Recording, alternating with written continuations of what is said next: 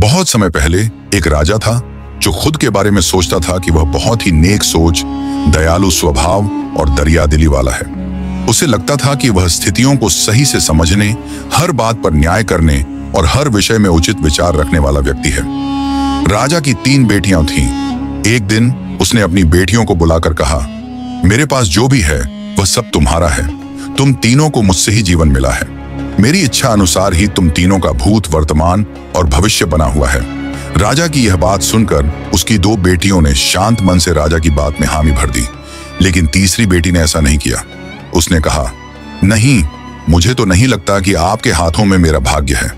राजा यह सुनते ही गुस्से में आ गया और उसने अपनी तीसरी बेटी को जेल में डाल दिया। इस वजह से राजा की तीसरी बेटी कई सालों तक जेल में ही बंद रही। राजा और उसकी बाकी की बेटियां राजसी जीवन जीते रहे। राजा मन ही मन सोचता था, यह मेरा ही हुक्म है जो मेरी जिद्दी बेटी जेल में कैद है। लोगों को भी यही लग रहा होगा कि राजा का ही आदेश है जिससे उसकी बेटी को ऐसा भाग्य मिला है। मगर राजा अपनी कमजोर बेटी की हालत और नहीं देख पा रहा था।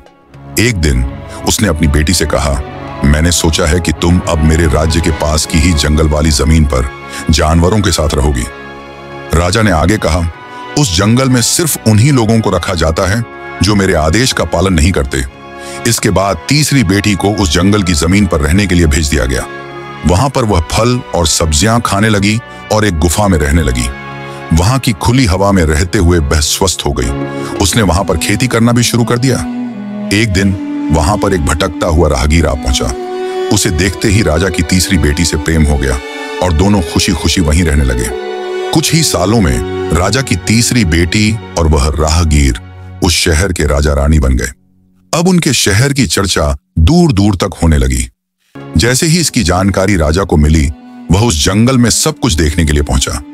जब उसने वहां की राजगद्दी पर अपनी बेटी को बैठे देखा और साथ में एक खूबसूरत युवक को देखा तो उसके होश उड़ गए।